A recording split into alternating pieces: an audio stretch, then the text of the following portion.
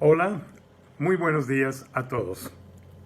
Gracias por acompañarnos en este devocional de la Iglesia Bíblica Torre Fuerte, correspondiente al martes 14 de septiembre del año 2021. Sean todos bienvenidos. Es un gusto saludarles y verles en este principio del día para que iniciemos con este pensamiento. Nuestro texto hoy es Jueces capítulo 19, versos 1 al 15, que viene de nuestro tiempo devocional, Tiempo con Dios. Estos capítulos son bien difíciles, francamente, de entender, explicar, aceptar y tolerar estas acciones dentro del supuesto pueblo de Dios llamado Israel. Este capítulo comienza con la repetición del lema en aquellos días cuando no había rey en Israel, que se repite en el capítulo 17, versículo 6, se repite en el versículo 1 del capítulo 18, se repite aquí en el capítulo 19, versículo 1, y al final de todo el libro de Jueces 21, 25. Y como no había rey, cada uno hacía lo que bien le parecía. Los capítulos 19 al 21 ilustran la anarquía, las injusticias que prevalecían cuando los israelitas todavía no contaban y no se sometían a una autoridad centralizada de un rey humano y menos de un rey soberano. La historia comienza en el capítulo 19, versículos 1 al 15 que nos toca hoy, pero termina hasta el versículo 30 de este capítulo. Se nos dice en el versículo 1 que cierto levita, cuyo nombre no se menciona, y su concubina vivían en la región montañosa de Efraín. Las concubinas de aquellos días, como era costumbre, no eran nada más amantes, sino eran consideradas como segundas esposas, aunque no tenían todos los derechos de ellas. Era la costumbre, no era lo ideal, no era lo que Dios estableció desde el capítulo 2 de Génesis, cuando entregó Eva a Adán. Así como hacía Israel en su relación con Dios, la concubina, se nos dice, fue infiel a su marido y lo abandonó. La adúltera, de acuerdo a Levíticos el capítulo 20, Deuteronomio capítulo 22, debía ser apedreada. Pero en este caso, el levita, como hace Dios en su relación con su pueblo y con nosotros, la perdonó y viajó a Belén para ganársela de nuevo y traerla a casa otra vez. Tanta gratitud tenía el suegro, que obviamente estaba preocupado por lo que su hija había hecho y la reacción de este levita, que el suegro lo recibe gozosamente y lo consintió, no lo quería soltar, lo consintió por 5 días con una gran muestra de hospitalidad. Pero llegó el momento en donde ya era mucho la hospitalidad y por la tarde del 5.º día, el yerno al fin emprende el viaje de regreso juntamente con su concubina y su siervo, de acuerdo a este capítulo 19. Cuando llegaron a la ciudad de Jebús, que es el antiguo nombre dado a la ciudad de Jerusalén, se aproximaba el anochecer. Era peligroso la noche en aquellos días, como también en muchas de nuestras ciudades hoy en día. Sin embargo, el levita no quiso correr el riesgo de pasar la noche entre los extranjeros jebuseos. Tristemente, quizás le hubiera ido mejor, pero no quiso, no quería estar en ciudad no de los judíos. Por lo tanto, el trío, eso es el levita, su siervo y la concubina, continuaron su viaje, llegando frente a Gabá de Benjamín, cuando el sol se ponía, de acuerdo a los versículos 12 al 14. Como a esas horas se cerraban las puertas de las ciudades, y como viajar de noche era peligroso a causa de las fieras y los bandidos, el religioso, el levita, y sus compañeros, su siervo y la concubina, pasaron dentro de la ciudad para quedarse dentro de los muros, a lo menos en el zócalo, en el centro de la ciudad. En aquellos días no había mesones, sino que los habitantes de cada lugar ofrecían hospedaje a los viajeros. Por eso el trío se sentó en la plaza, pero nadie de Gabá los recogió. hasta que por fin en el versículo 16, que es más allá de los versículos que nos tocan el día de hoy, un ancianito forastero los llevó a su casa. Aquí no termina la historia, obviamente, y desafortunadamente no termina aquí. Hubiera sido una historia muy bonita que va, perdona a su concubina y regresa con ella a su casa y viven ahí felizmente para siempre. Eso no fue esta historia, desafortunadamente. El triste fin de esta historia la veremos en el devocional de mañana. Lo que sucederá más tarde en este capítulo es difícil creer, pero como dije, lo dejamos para mañana. Debemos notar el desorden general que existía en aquel entonces para tratar de entender el contexto de esta triste historia. No había rey sobre Israel, la lealtad de las tribus hacia la noción de una nación bajo un soberano no era para nada fuerte. Y como resultado, había un desorden general, que era reflejado en una débil moral, una espiritualidad dudosa y una desorganización civil que no podían mantener el orden. Por eso estaban en constantes pleitos, bajo la influencia, opresión o dominio de los grupos paganos que todavía permanecían dentro de la tierra prometida, y hay una lección en eso, en permitir y tolerar estas situaciones, porque tarde o temprano pagamos el precio. Pero como bien dice el final de este libro, cada uno hacía lo que bien le parecía. Y por eso quizás estas historias que vemos que son difíciles de entender. Eso los llevaba a situaciones que difícilmente podemos entender, explicar y aceptar de aquellos que formaban parte del pueblo de Dios. Seguramente no lo aceptaríamos el día de hoy. Especialmente difícil en este caso es entender cómo un levita sea el responsable del triste final de esta historia.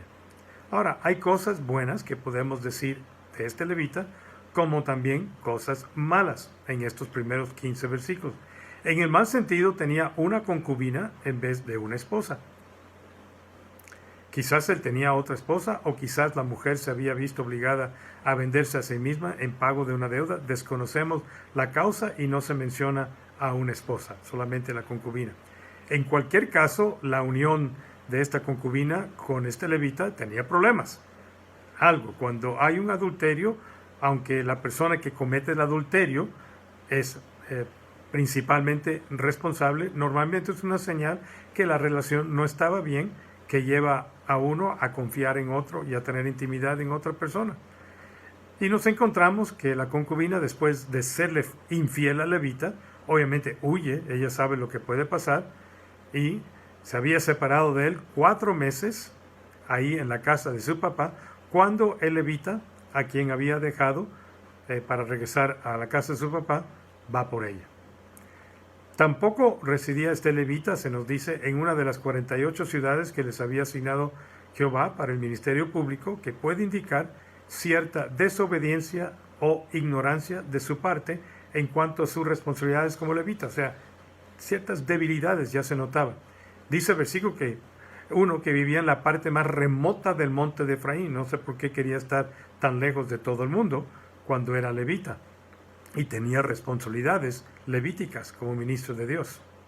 En cuanto a lo bueno, lo único bueno en estos primeros 15 versículos es que en vez de apedrear a la concubina, que le fue infiel, va a la casa, 4 meses después, de su suegro, a buscarla para llevarla nuevamente a su casa con él. Aparentemente tenía, a lo menos en estos primeros 15 versículos, buenas intenciones para con ella, que son loables. Pero como verán, buenas intenciones no son suficientes. Su carácter débil, que se ve reflejado en sus decisiones dudosas al principio de este capítulo, lo llevan al final a cometer uno de los actos más vil y vergonzosos de todo Israel en aquellos días. Aunque la relación entre el levita y su concubina no era una unión legal o correcta ante Dios, el levita tenía cierta responsabilidad de protegerla. Su suegro se la había entregado a su cuidado y no lo hizo, como veremos el día de mañana. Perdonar, algunos dicen, es divino, pero a veces humanamente no es suficiente. También tenemos la responsabilidad de proteger a aquellos bajo nuestro cuidado aunque nos cueste la vida. Buenas intenciones no cuentan si al final no somos lo suficientemente fuertes para cumplir con nuestras responsabilidades. Y eso es lo que pasó en este caso. Eso es lo que creo que podemos aprender de estos primeros 15 versículos. Que Dios lo use en su vida el día de hoy.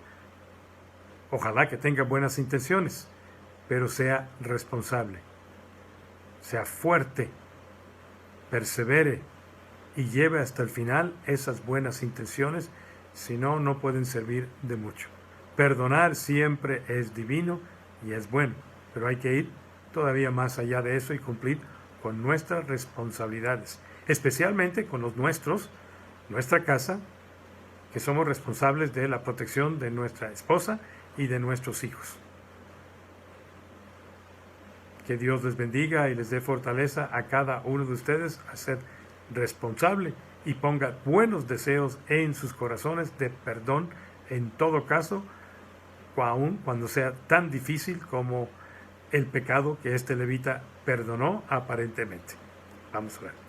Padre, te damos gracias por este nuevo día y aunque a veces es difícil de entender, explicar y aceptar lo que leímos en tu palabra, cada parte tiene una intención y un propósito que podemos aprender. Inclusive al final de este capítulo se nos dice que se relató esta historia con un propósito.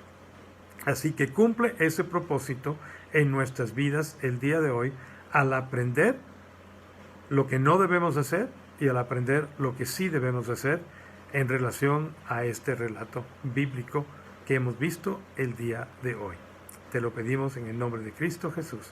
Amén.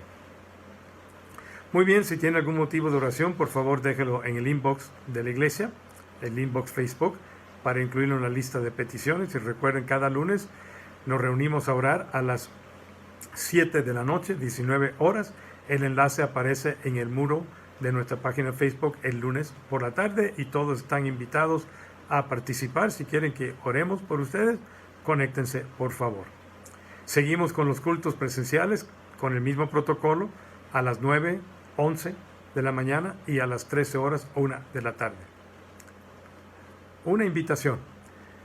Mañana será el último día para traer despensas, para traer ropa, si es usada en buen estado, por favor, utensilios, artículos que ustedes saben bien que pueden utilizar en la Sierra Norte de Puebla después de haber sufrido esta tragedia por las lluvias y los fuertes vientos del huracán Gracia.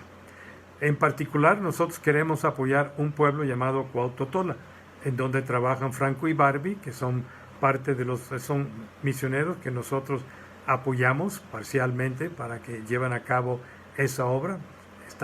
Son nuestros misioneros ahí y queremos apoyarles. Y estábamos ya durante esta última semana reuniendo en las instalaciones de Torre esas despensas, víveres, artículos, ropa usada, pero llegó suficiente que ya no cabían en nuestra camioneta misionera que tenemos, que va a viajar a Cuauhtotola el miércoles, y pedimos por ahí un vehículo, una camioneta con cabina cerrada prestada, y a nuestra sorpresa el Señor abrió las puertas, una familia muy generosa, de prestarnos una camioneta de 2 toneladas, cerrada obviamente.